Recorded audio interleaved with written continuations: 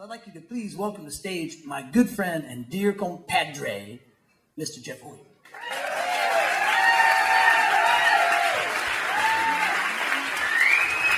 Hey, everybody.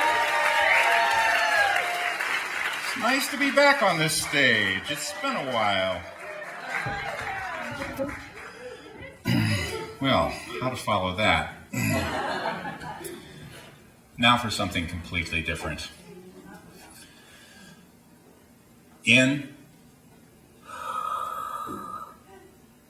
out. My mom's breathing was slowing. In, out. She was dying of cancer. It had been long, it had been slow, there had been ups, there had been downs, there had been hopes, there had been setbacks. But now my three sisters and I were gathered together in Massachusetts to be with her and my father at the end. We were complete rookies in the art of the death watch. In. None of us, including my 70-year-old father, had ever sat in on the end of someone's life before. So after a week of waiting and watching, this felt like the moment. Out.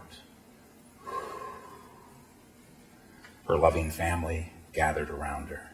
In. A pregnant pause. And then my mom opened her eyes and said, "I'm still here." Such timing. Definitely achieving the desired effect. The entire room burst into laughter. My mom grinned. It was music to her ears. She left us the next day. That story, though, kind of encapsulates how my family does death. We tend to find reasons to laugh a lot. It helps us get through it. Because let's face it, the passing of a parent puts every emotion on display, on full display. Everything's up for grabs. It's a round trip to crazy town for just about any family because you are your original family unit again, and nerve endings are frayed, and old shit comes up, and there's chaos, and there's drama, and there's intensity. And these are, of course, all the building blocks of humor.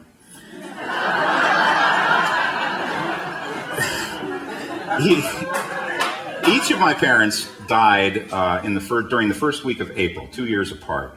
And my sister Ellen and I have come to call that week Death Week.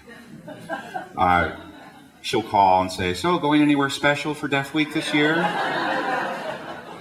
No, it's always so hard to book a room, get reservations. You have to go so far in advance. I think I'll just stay home and mourn privately. You? My parents taught us to laugh at life at every opportunity we could. And since death is actually a part of life, we figured that's fair game as well. And even though we lost our parents 15 and 17 years ago now, we look back on these events with this odd mixture of both sadness and affection. We laughed so much, mostly at things that were far too personal or inappropriate to actually repeat into a microphone. But I will offer just a few snapshots here for you. A few days after my mom's memorial service in New England, about 25 of us, immediate family, cousins, close friends, we all caravanned down to Plymouth on Cape Cod Bay. That's where she wanted her ashes scattered. So we chartered the only boat big enough for all of us, a whale watch boat.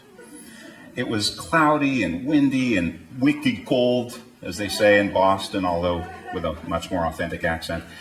We got to the dock, and my cousin surprised us all with these bright red knitted gloves, courtesy of her employer. So now suddenly we have ourselves a corporate sponsor.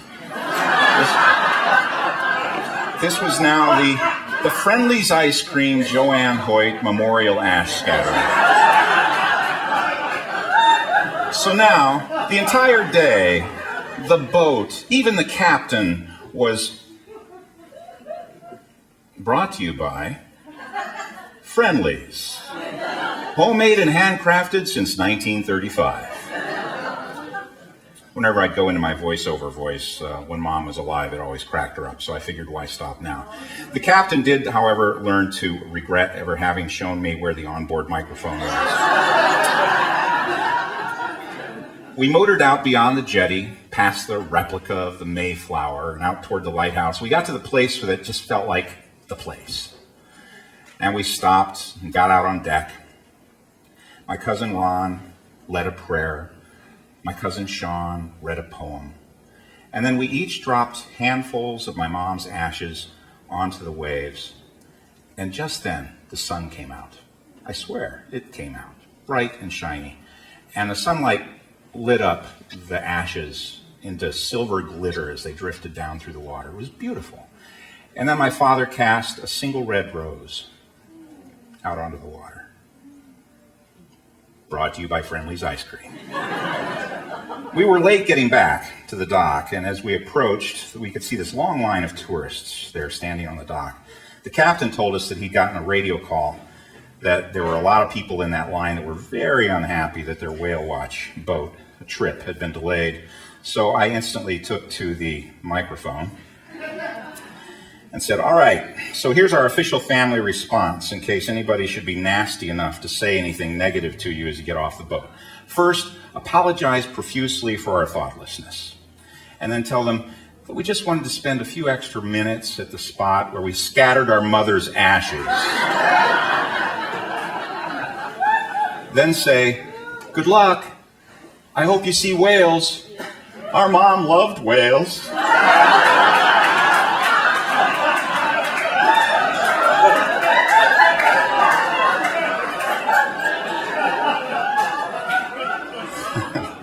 2 years later, it was my dad's turn. This was unexpected. We were told he only had a few days. He had fallen and he couldn't get up. And so we all got on 4 different planes from 4 different parts of the country, and we all flew this time to Florida, which is where he wanted to spend his final years fishing in the sun along the inland waterway. I was already there and was at the hospital with Dad. I was the first to arrive when my sister Ellen shows up. She gets off the elevator, steps up to the nurse's station, and asks which room Dad is in. And with all the compassion and sympathy in the world, the nurse looks at Ellen and says, I'll take you right to him. And may I just say, you look just like your father. Now, for Ellen, this is like a hanging curveball, right over the heart of the plate. You mean I look like a dying 72-year-old man? Gee, thanks.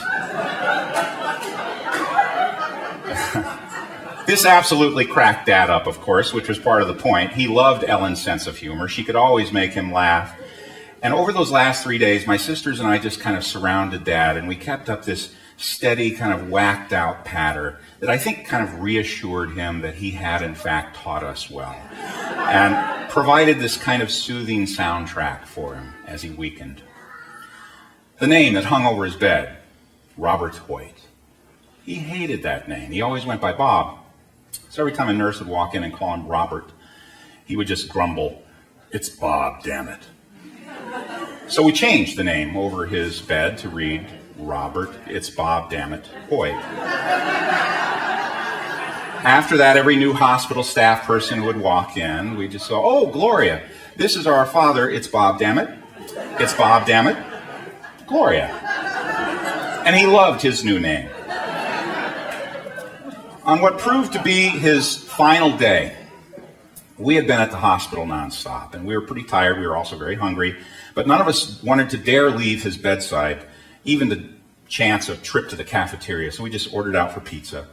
And a short time later, my Aunt Ginny noticed that Dad's breathing was starting to slow. And of course, we remembered this from a couple years earlier with my mom. So we phoned the pastor who had visited Dad just a few days earlier in the week and said he'd be there with him at the end. We said, it's time, I think, and get on up here. And he said he'd be there in 5 minutes. Meanwhile, the staff nurse on the floor there called down to the hospital chaplain. She had no idea that we had already made other arrangements, so she told him to get right up to the ward. So we get double the pastor power. They both walk in at exactly the same moment, just 3 or 4 breaths before the end. And we were all gathered around. We were just focused on Dad at this point. So all additional pastor power, we were totally good with that. So we joined hands around our father. We told him we loved him. And we quietly waited for the end. In. Out. In. Out. In. A knock at the door. Who ordered the pizza?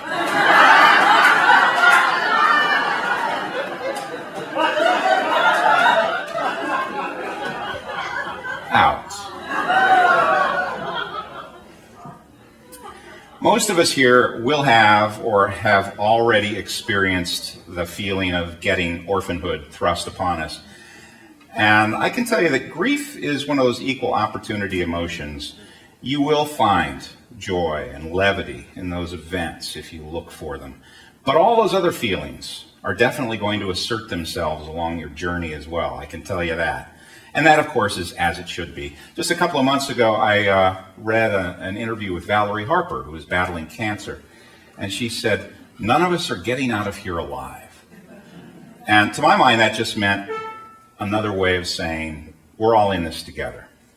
And I'll miss my parents. I miss them now, but I'm really, really glad that we all had a chance to be there with them together at the end, and that they got both our laughter and our tears.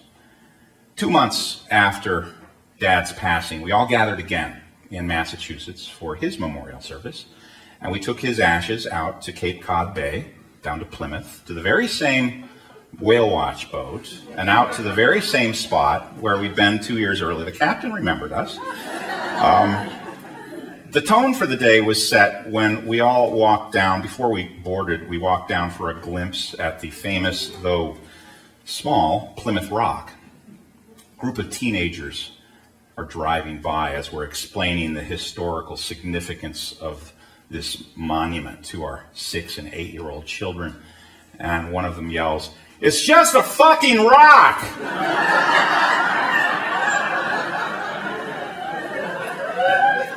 As we looked at it, we thought, you know, they're kind of right. The mortuary in Florida had given us a simple metal urn, engraved as we requested, "Robert, it's Bob, damn it, Hoyt."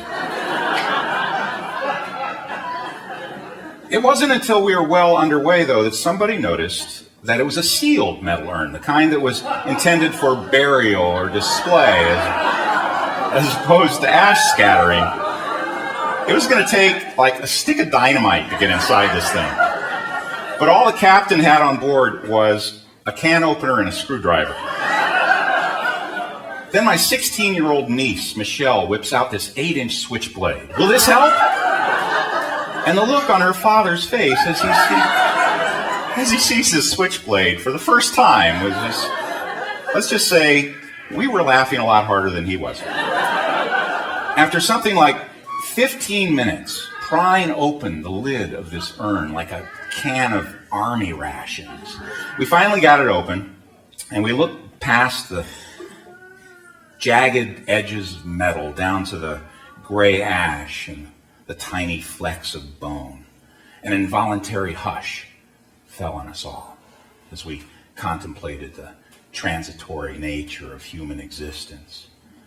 And then Ellen said, "Hey, that's not my father."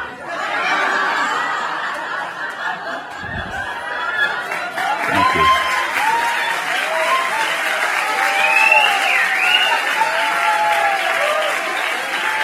Mr. Jeff Hoyt.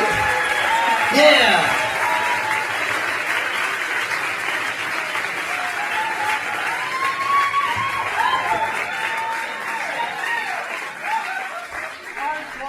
Yeah. How many of you had that happen to you before?